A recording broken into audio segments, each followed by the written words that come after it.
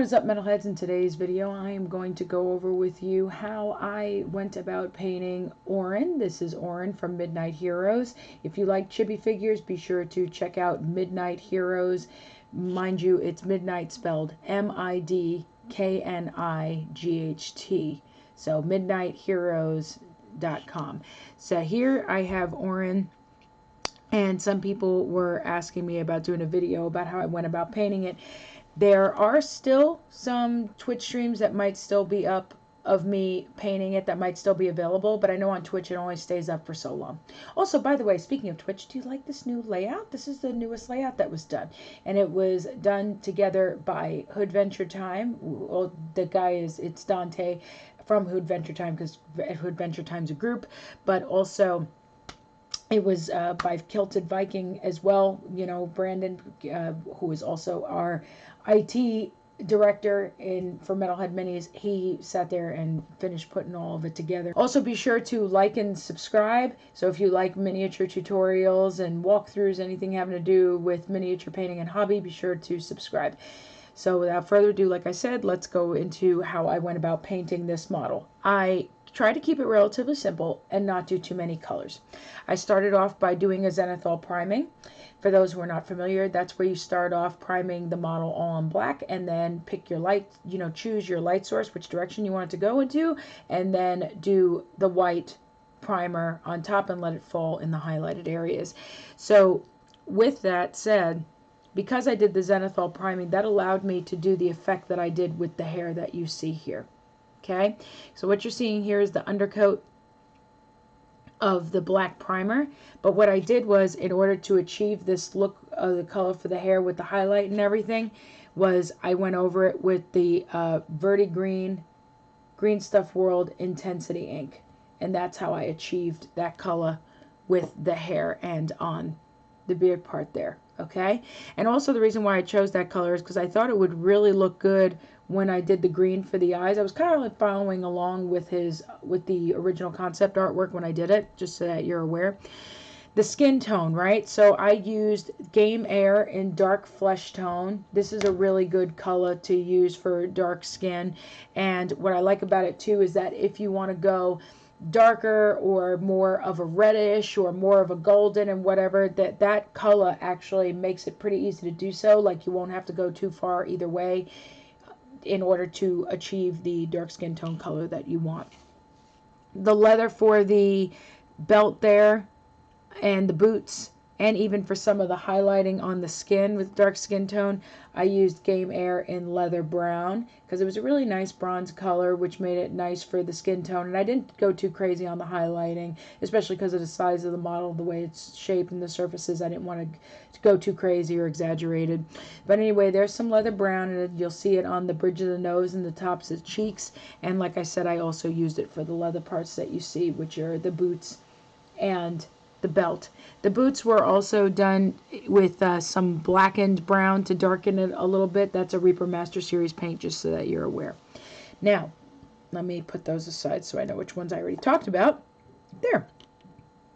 So, other colors that were used, for example, with the shading on the silver. Oh, the silver, just so that you're aware, was done in Citadel Games Workshop Lead Belcher. This is a pretty old bottle. It's actually almost done. So that was one of the things it was used for, was the earring part and the hair part there. And it was shaded with Secret Weapon Entire Black. So this is a great color to have if you don't already. It has some really great uses.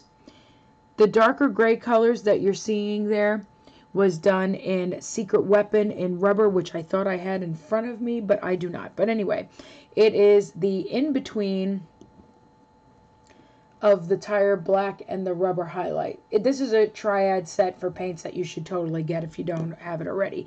But that's what colors here is the rubber from that triad, so it was the middle. And then the lighter color, the lighter gray that you're seeing, okay, is the Secret Weapon in rubber highlight. So that's that lighter gray that you guys are seeing.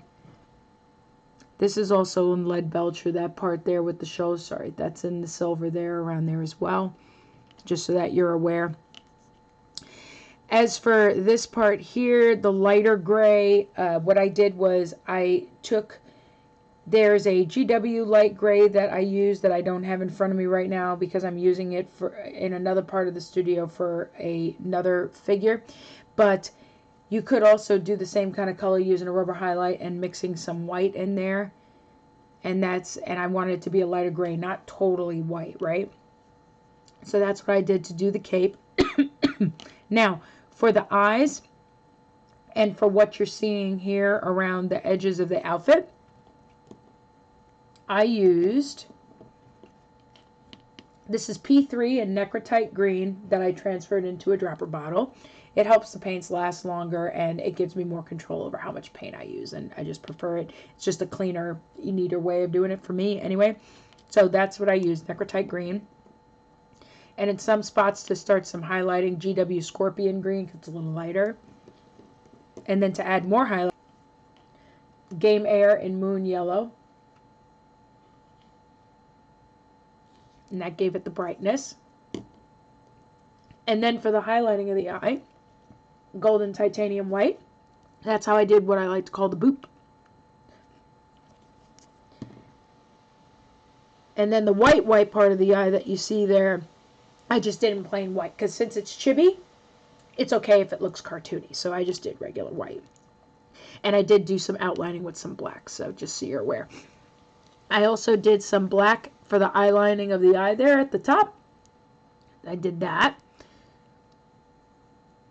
And I'm trying to make sure I touched on everything here that I wanted to do. Oh, I remember. So you see here that there's some parts where there's a little more green, darker green and stuff in some areas. I achieved that by doing Game Ink in green. So that's how I did that. And that came out really good. I really love this Game Ink because it's a really nice bright green. And so that's how I did that in those shaded areas there that you see for that green. So yeah, so that is how I painted Orin from Midnight Heroes. And I hope that you enjoyed this video. Again, if you like tutorials, miniature painting and stuff, please be sure to subscribe and hit that bell icon so that you know the next time that we come out with videos. Our stream schedule is Monday, Wednesday, Friday from 5:30 a.m. to about 7 right now until we, I'm not working so much from home anymore and I have to go to building, then we'll have to change time. But other than that, as for when we upload videos, it kind of varies and depends on our schedule because we do run a very busy operation. But like I said, be sure to go to midnightheroes.com and really hope you enjoyed this video. Thank you so much for watching and have a great day.